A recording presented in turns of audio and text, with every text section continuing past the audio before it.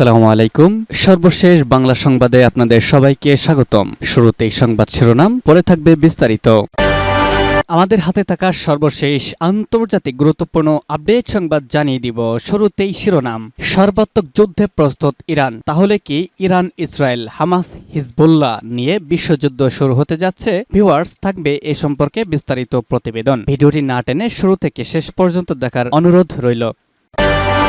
এরপর জানাবো, ইসরায়েলে 230টি প্রজেক্টাইল নিক্ষেপ করল হিজবুল্লাহ, চূর্ণ বিচূর্ণ গোটা ইহুদিবাদী রাষ্ট্রটি। আরও জানিয়ে দিব, এবার লেবাননে বিমান হামলায় মার্কিন নাগরিক নিহত। এদিকে আক্রমণ হলেই বিনা দ্বিধায় পারমাণবিক অস্ত্র ব্যবহার করব, উত্তর কোরিয়ার হুঁশিয়ারি। এবং সর্বশেষ জানিয়ে দিব, ট্রাম্প কমলার মধ্যে লড়াই হবে হাড্ডাহাড্ডি। কে জিতবেন, কে হারবেন, থাকবে সম্পূর্ণ বিস্তারিত প্রতিবেদনে। ভিউয়ার্স, এতক্ষণে শুনছিলেন সংবাদ শিরোনাম, এবারে থাকবে বিস্তারিত। সর্বাত্মক যুদ্ধের প্রস্তুত ইরান। কি করবে এখন ইসরায়েল? ইসরায়েলের একের পর এক আক্রমণে থমথমে মধ্যপ্রাচ্য পরিস্থিতি। বছরের পর বছর ধরে ইসরায়েল এবং ইরান সরাসরি সংঘর্ষ এড়িয়ে গেছে। ইসরায়েল গোপনে তেহরানে ক্ষতি করেছে। ইরানি কর্মকর্তারা ইসরায়েলি গুপ্ত হত্যার শিকার হয়েছেন। তবে এবারের হামলায় পাল্টা আক্রমণে ইসরায়েলেও 181টি ক্ষেপণাস্ত্র হামলা চালিয়েছে ইরান। ফলে অস্থিতিশীল হয়ে উঠেছে মধ্যপ্রাচ্যের পরিস্থিতি। আসলেই কি ইসরায়েল ইরানের সঙ্গে সর্বাত্মক যুদ্ধের ঝুঁকি নিতে প্রস্তুত? মার্কিন সংবাদ মাধ্যম দ্য নিউ ইয়র্ক টাইমস এক বিশেষ প্রতিবেদন প্রকাশ করেছে। প্রতিবেদনে বলা হয়েছে, ইসরায়েল যখন ইরানের সবচেয়ে শক্তিশালী মিত্র হিজবুল্লাহ স্থাপনা লক্ষ্য করে লেবাননে আক্রমণ চালায়, তখন ইসরায়েলের ওপর 6 মাসের মধ্যে দ্বিতীয় বৃহত্তম ক্ষেপণাস্ত্র হামলা চালায় ইরান। এর প্রতিক্রিয়ায় ইসরায়েল ইরানের ওপর সরাসরি এবং আরও বেশি শক্তিশালী আক্রমণ চালাতে প্রস্তুত বলেই মনে হচ্ছে। আবার ইরানও হুঁশিয়ারি দিয়েছে, ইসরায়েল আঘাত হানলে তারা চুপ করে থাকবে না। ইসরায়েলের জাতীয় নিরাপত্তা পরিষদে ইরানি কৌশলের সাবেক তত্ত্বাবধায়ক ইউয়েল গুজানস্কি বলেছেন, ইসরায়েলি সেনাবাহিনী, প্রতিরক্ষা বিশেষজ্ঞ, বিশ্লেষক এবং রাজনীতিবিদরা ঐকমত্যে পৌঁছেছে যে ইরানের আক্রমণের প্রতিক্রিয়ায় ইসরায়েলের শক্তিশালীভাবে জবাব দেয়া হবে। ইরান এর আগেও তেল আবিবের নাগরিক এলাকায় আঘাত হানেছেন। এমনকি এপ্রিলের আগের ক্ষেপণাস্ত্র হামলায় সামরিক ঘাঁটিগুলোতে আঘাত হানা হয়েছিল। সম্প্রতি নাগরিক এলাকায় আঘাত হানায় ক্ষুব্ধ ইসরায়েলিদের কাছে হারানোর কিছু নেই উল্লেখ করে গুজানস্কি আরও বলেন, এখন বেশিরভাগ ইসরায়েলি মনে করেন ইরানকে আরও বেশি ক্ষতি করার সুযোগ ইসরায়েল নেওয়া উচিত। কিন্তু ইরানও ছাড় দেবে না। তারা ইতিমধ্যে অ্যাকশন শুরু করে দিয়েছে এবং সামনে রয়েছে কঠিন ভয়াবহ বিপদ। ইসরায়েলে 230টি প্রজেক্টাইল নিক্ষেপ হিজবুল্লাহর। ইসরায়েলি ভূখণ্ডে গতকাল লেবানন থেকে আনুমানিক 230টি প্রজেক্টাইল নিক্ষেপ করেছে ইরান সমর্থিত সশস্ত্র গোষ্ঠী হিজবুল্লাহ। এমনই অভিযোগ করেছে ইসরায়েল। আজ সিএনএনের লাইভ প্রতিবেদনে তথ্য জানানো হয়েছে। অন্যদিকে হিজবুল্লাহ দাবি করেছে, দিনভর ইসরায়েলে তারা 32টি ভিন্ন ধরনের হামলা চালিয়েছে। এছাড়া ইরানের আরেকটি ছায়া মিলিশিয়া বাহিনী ইসরায়েলের দক্ষিণাঞ্চলে হামলার দাবি করেছে। তবে এসব হামলা ইসরায়েলের কি পরিমাণ হতাহত বা ক্ষয়ক্ষতি হয়েছে সেই সম্পর্কে বিস্তারিত কিছু জানা যায়নি। হিজবুল্লাহ প্রধান হামাস প্রধানকে হত্যা ও লেবাননে অতর্কিত হামলার জবাবে গত মঙ্গলবার ইসরায়েলকে লক্ষ্য করে 180টি ক্ষেপণাস্ত্র ছুড়েছে ইরান। ইরানের দাবি, তাদের ছোড়া ক্ষেপণাস্ত্রের 80% ইসরায়েলে আঘাত হেনেছে। তবে এসব হামলায় কোনো হতাহতের ঘটনা ঘটেনি বলে দাবি ইসরায়েলের। এদিকে ইরানের হামলার কড়া জবাব দেওয়ার হুঁশিয়ারি বার্তা দিয়েছে ইসরায়েলি প্রধানমন্ত্রী বেনিয়ামিন নেতানিয়াহু। বিবিসির প্রতিবেদনে বলা হয়েছে, এই মুহূর্তে মধ্যপ্রাচ্য বিপজ্জনক মুহূর্তে। লেবাননে বিমান হামলায় মার্কিন নাগরিক নিহত। লেবাননে ইসরায়েলের বিমান হামলায় যুক্তরাষ্ট্রের এক নাগরিক নিহত হয়েছেন। তার নাম কামেল আহমেদ জাওয়াদ। তিনি যুক্তরাষ্ট্রের মিশিগানের ডিয়ারবর্নের বাসিন্দা। তার বন্ধু হামজা সামাজিক যোগাযোগ মাধ্যমে ইসরায়েলি বিমান হামলায় জাওয়াদের মৃত্যুর বিষয়টি নিশ্চিত করেছেন।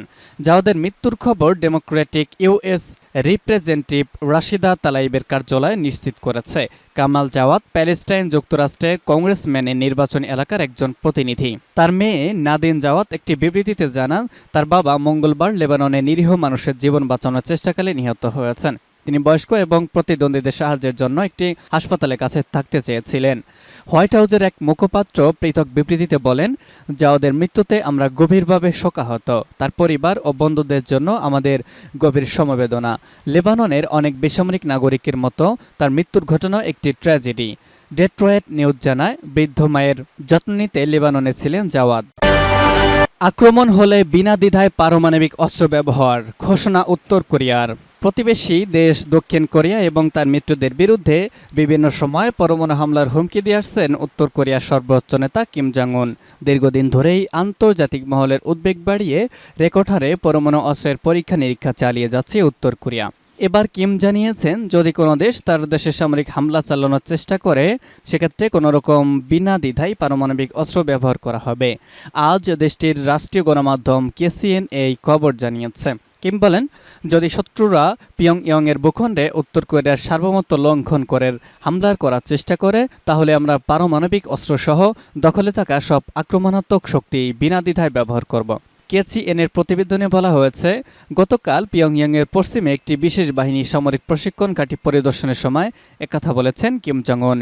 এই সপ্তাহের শুরুতে পিয়ংইয়ং পারমাণবিক অস্ত্র ব্যবহার করলে দক্ষিণ কোরিয়ার প্রেসিডেন্ট ইউন উইক ইউল উত্তর কোরিয়া শাসনের অবসান করার হুমকি দেন। এর পরিপ্রেক্ষিতে পাল্টা জবাব দিলেন কিম। ইউন বলেছিলেন, উত্তর কোরিয়া যদি পারমাণবিক অস্ত্র ব্যবহার করার চেষ্টা করে, তবে এটি আমাদের সামরিক বাহিনী এবং মার্কিন যুক্তরাষ্ট্র এবং উত্তর কোরিয়া জোটের দৃঢ় এবং অপ্রতিরোধ প্রতিক্রিয়ার মুখোমুখি হবে। সেই দিন উত্তর কোরিয়া শাসনের অবসান হবে। কেসিএনের প্রতিবেদনে আরও বলা হয়েছে, এসব মন্তব্যের জবাবে কিম দক্ষিণ কোরিয়ার নেতাকে পুতুল এবং একজন অস্বাভাবিক মানুষ বলে উল্লেখ করেছেন। দক্ষিণ কোরিয়ায় কয়েক হাজার মার্কিন সেনা মোতায়েন রয়েছে। দক্ষিণ কোরিয়ার নিজস্ব কোনো পারমাণবিক অস্ত্র নেই, তবে দেশটি মার্কিন সামরিক সহায়তা পেয়ে থাকে।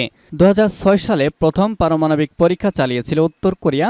বর্তমানে নিষিদ্ধ অস্ত্র কর্মসূচির জন্য জাতিসংঘের নিষেধাজ্ঞার মধ্যে রয়েছে। সাম্প্রতিক সময়ে প্রথমবারের মতো ইউরেনিয়াম সমৃদ্ধকরণ কর্মসূচির ছবি প্রকাশ্যে আনে উত্তর কোরিয়া। পশ্চিমাদের ধারণা, পারমাণবিক অস্ত্রাগারকে বাড়িয়ে তুলতে আরও বেশি সেন্ট্রিফিউজ তৈরি করেছে পিয়ংইয়ং। এবং সর্বশেষ থাকবে, ট্রাম্প কমলার মধ্যে লড়াই হবে হাড্ডাহাড্ডির। কেউ হচ্ছেন যুক্তরাষ্ট্রের 47তম প্রেসিডেন্ট। 248 বছরের ইতিহাসে প্রথমবারের মতো কোনো নারী, কমলা হ্যারিস, বসতে যাচ্ছেন ক্ষমতার মসনদেই, নাকি আবারও বিতর্কিত ডোনাল্ড ট্রাম্পই হতে যাচ্ছেন হোয়াইট হাউসের বাসিন্দা। নির্বাচনে বাকি আর মাত্র 31 দিন। জরিপের পারদ যেমন প্রতিনিয়ত ওঠানামা করছে, তেমনি দোদুলম্যান প্রধান দুই রাজনৈতিক দলের ভোটাররাও। এক জরিপে কমলা হ্যারিস এগিয়ে থাকে, তো পরের জরিপে একটু বেশি ব্যবধানে এগিয়ে ট্রাম্প। তবে সাধারণ ভোটাররা বলছেন, দুই প্রার্থীর মধ্যে এবার হাড্ডাহাড্ডি লড়াই হবে। নির্বাচনকে ঘিরে অন্যান্য কমিউনিটির মতো বাংলাদেশি আমেরিকানরাও দুই শিবিরে বিভক্ত হয়ে পড়েছেন। দুই দলের নির্বাচনী শিবিরে বাংলাদেশিদের উপস্থিতি চোখে পড়ার মতো। নির্বাচনী প্রচার অভিযানের অংশ নিচ্ছেন তারা। বিতর্কিত মন্তব্যের কারণে মুসলিম ও অভিবাসী ভোটাররা বরাবরই ট্রাম্পের বিপক্ষে অবস্থান নিয়েছেন, আর সেই সুযোগ কাজে লাগাতে চান কমলা হ্যারিস। মুসলিম ভোটার টানতে বুধবার কমলার জাতীয় নিরাপত্তা উপদেষ্টা ফিল গর্ডন আমেরিকান মুসলিম ও আরব নেতাদের সঙ্গে ভার্চুয়াল বৈঠক করেছেন। বৈঠকে উঠে আসা মুসলিম নেতাদের দাবিগুলো নিয়ে কমলা হ্যারিসের সঙ্গে বৈঠকে বসবেন ওই উপদেষ্টা। 2020 সালে নির্বাচনে মুসলিম ভোটারগুলোর অধিকাংশই পেয়েছিলেন ডেমোক্র্যাট প্রার্থী বর্তমান প্রেসিডেন্ট জো বাইডেন।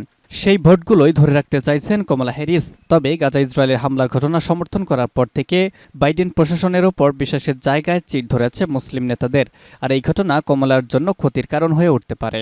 নির্বাচনের আগে বিতর্ক অনুষ্ঠান আর জরিপের ওপর সব সময় আস্থা রাখে মার্কিনিরা। বেশিরভাগ সময় দুই প্রার্থীর বিতর্ক অনুষ্ঠানই হয়ে ওঠে নির্বাচনের টার্নিং পয়েন্ট।